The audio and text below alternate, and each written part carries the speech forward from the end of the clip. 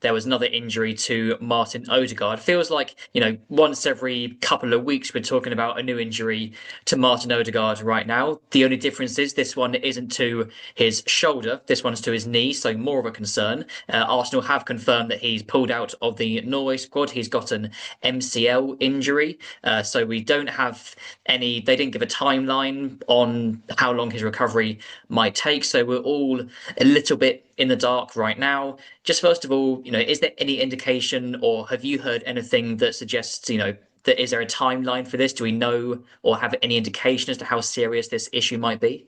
No, I've asked around, but no one's sort of saying anything at the moment. I'm not sure if they would even know for certain yet. If they do, then it's certainly being kept under wraps. They would have got the initial diagnosis of what the injury was, but there would have been a lot of swelling there. He was in a brace when he left the game on Saturday.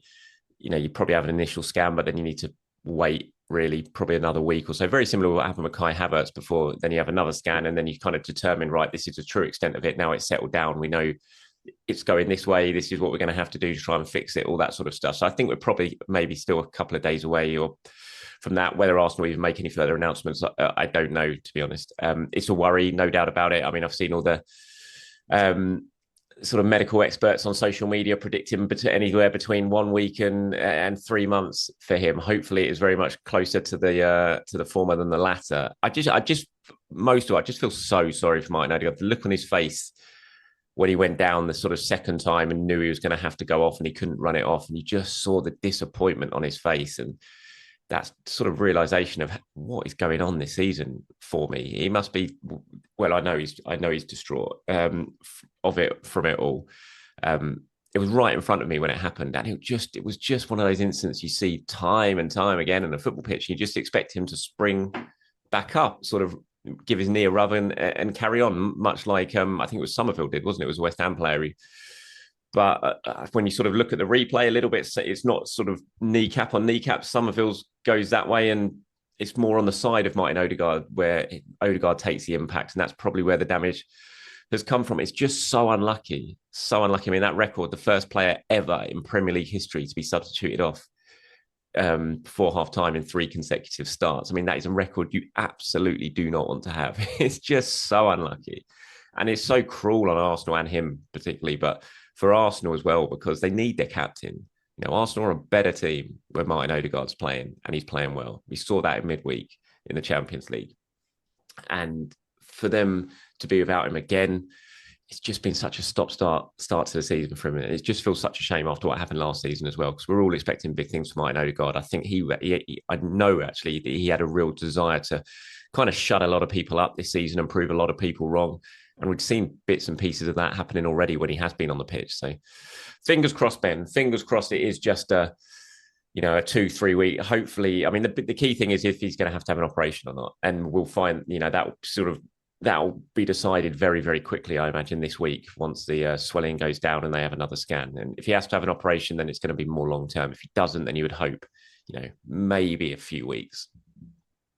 Yes, it is so gutting for him, especially I think even when he did his first 2 shoulder injuries, he tried to play through the pain of those as well, Yeah. and then was forced to come off in those games against Leeds and Forest, then again against West Ham. And like you said there, that display against Olympiacos, he was really pulling the strings in that game, and he is so. Even though his last season wasn't his best in Arsenal colours, thanks in no small part to that serious ankle problem, he's still so vital to the way that Arsenal play and the way that Arteta sets his team up. And yeah, it's not like he's been suffering with some, repeated muscular injuries. It's just, these absolute, really, really unfortunate sort of knocks and blows. So in that sense, if, best case scenario, let's say he's fit after the international break, do you think it would be wise to maybe just give him a few weeks to, take it easy on him, get him back up to speed? Or the fact that he is so important to this Arsenal team, do you just have to play him even when he's not maybe 100% fit? Well, no, you don't have to play him. I mean, Arsenal are in a position now where they've got a squad that is so strong and so capable of players coming in and filling in for someone like him. You look at the options Arsenal have got now, if Odegaard is out for a significant amount of time, they've still got plenty of really strong options there, which is great. It's why the squad's been built, but the squad hasn't been built just to sort of cope with these sort of injuries. It's to being built to have everyone fit at the same time and being able to rest and rotate and ensure everyone's at absolutely top form all the time. It's great you do have these players who can come in and fill in, but you just want to be able to utilize them in the right way rather than them having to come in because of injury. So I think you're right. It's not muscle injuries. It's not things like that are happening to him. It's just freak bad luck. All three of them is just freak bad luck. So I think with this one, it feels more so than the shoulder that if he is fit relatively quickly, probably wise to ease him a little bit back in, because there's clearly, there's been an issue with a ligament in the knee. So it's not one that you'd imagine just bang, go and play 90 minutes straight away. So I think they probably will be a little bit more careful with this than maybe the shoulder, which was more of an impact thing.